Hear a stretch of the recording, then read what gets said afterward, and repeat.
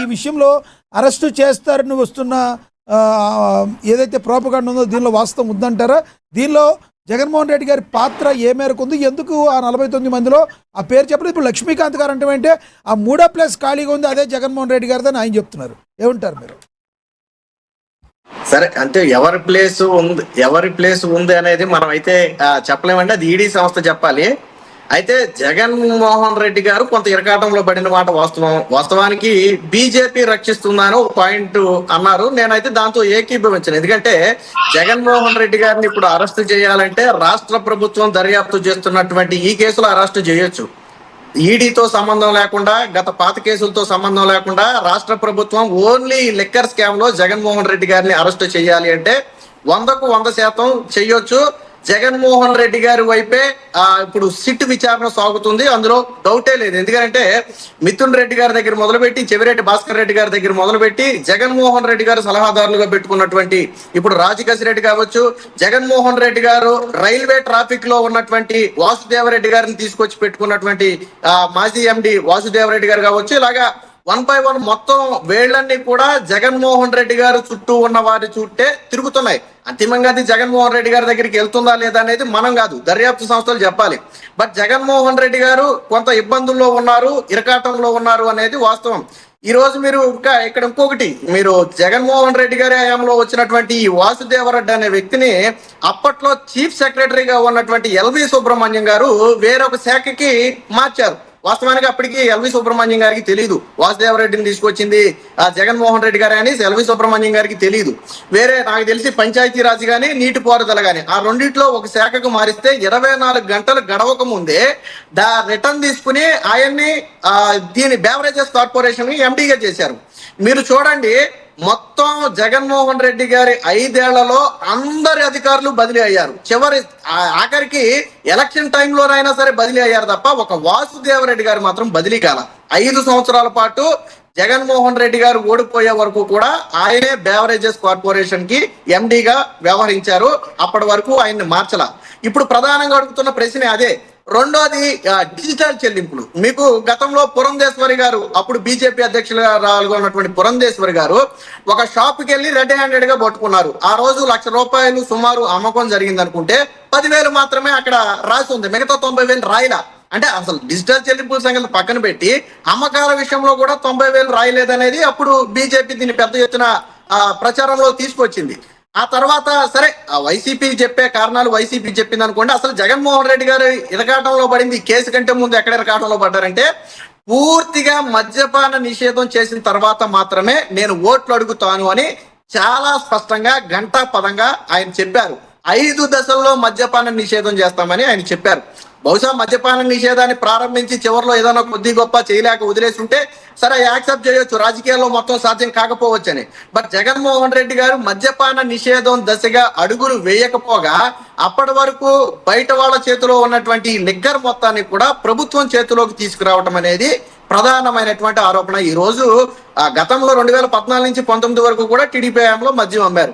కానీ జగన్మోహన్ రెడ్డి గారు ఆ మద్యానికి సంబంధించి స్కామ్ జరిగిందని 5 ఏళ్లలో చెప్పలేకపోయారు ఆయన, లేదా దాని ఆధారాలు ఇప్పుడు బయట పెట్టినట్టుగా బయట పెట్టలేకపోయారు. ఎందుకంటే అప్పుడు ప్రభుత్వం అందులో ఇన్వాల్వ్ అవ్వాలి. వేలంపాట ద్వారా వాళ్ళకి ఇచ్చేశారు, వాళ్ళు నడుపుకున్నారు.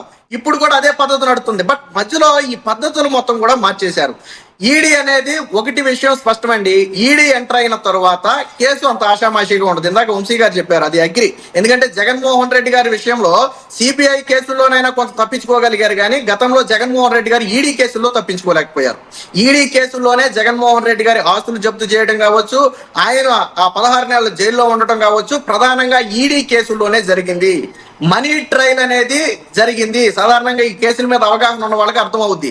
మనీ ట్రయల్ గాన ఈడీ నిరూపించగలిగితే వాళ్ళని ఎవరు కాపాడలేరు, ఏ రాజకీయ శక్తి కాపాడలేరు. విశ్లేషకులు అభిప్రాయపడుతున్నారు. గతంలో చంద్రబాబు గారిని అరెస్ట్ చేసిన తర్వాతే చంద్రబాబు గారు మళ్ళీ సీఎం అయ్యే ఛాన్స్ జగన్ గారే ఇచ్చారు. జగన్మోహన్ రెడ్డి గారిని ఇప్పుడు అరెస్ట్ చేసే ఉద్దేశం అంత భయపడుతుంది కూటమి ప్రభుత్వం అంటున్నారు. దీనిలో వాస్తవం ఉందంటారా? ఒకవేళ ఈడీ తన పని తాను చేసుకుపోయినా రాష్ట్ర ప్రభుత్వం జగన్మోహన్ రెడ్డిని లోపలికి వెళ్ళడానికి సుముఖత చూపిస్తుందంటారా?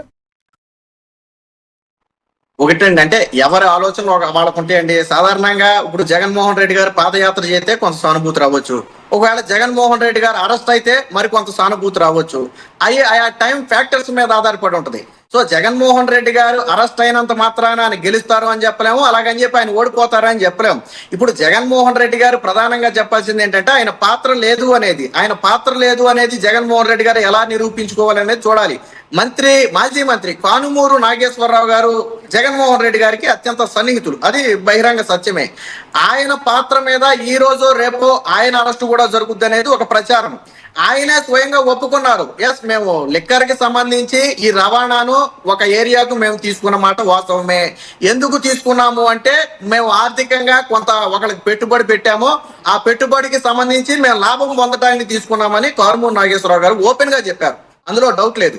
విజయసాయి రెడ్డి గారి పాత్ర కూడా మాట్లాడాలి. విజయసాయి రెడ్డి గారు కూడా లిక్కర్ స్కామ్ జరగలేదని ఎక్కడా చెప్పలేదు.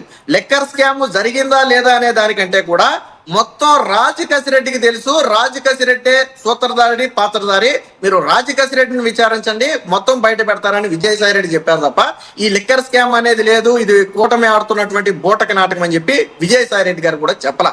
అలాగే మిథున్ రెడ్డి గారిని మనం ఒకసారి ఇక్కడ తీసుకోవాలి.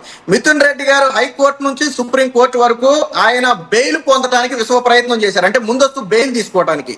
చివరికి పార్లమెంటు సమావేశాలు ఉన్నాయి, నాకు అనుమతి ఇవ్వండి అని చెప్పారు. సాధారణంగా చిన్న చిన్న విషయాల్లో అయితే పార్లమెంట్ సమావేశాల విషయంలో కోర్టు జోక్యం చేసుకోదు, సమావేశాలు అయిపోయిన తర్వాత మీరు ఆయన యాక్షన్ తీసుకోండి అని చెప్పుద్ది. బట్ పార్లమెంటు సమావేశాలు జరుగుతున్నాయి అని చెప్పినప్పటికీ కూడా యాక్సెప్ట్ చేయలే. ఏం చెప్పిందండి సుప్రీంకోర్టు హైకోర్టు కూడా చాలా స్పష్టంగా చెప్పింది, చాలా తీవ్రమైన నేరారోపణ, ఎక్కువ మొత్తంలో వేల కోట్ల రూపాయల స్కామ్ కి సంబంధించి ఆరోపణలు ఉన్న నేపథ్యంలో మేము రక్షణ కల్పించలేమని హైకోర్టు చెప్తే హైకోర్టు తీర్పును సుప్రీంకోర్టు సమర్థించింది. ఈవెన్ చెవిరెడ్డి భాస్కర్ రెడ్డి గారు కూడా అంతే, ముందస్తు బెయిల్ కోసం ప్రయత్నం చేస్తే ఎక్కడా కూడా ఊరట రాలా.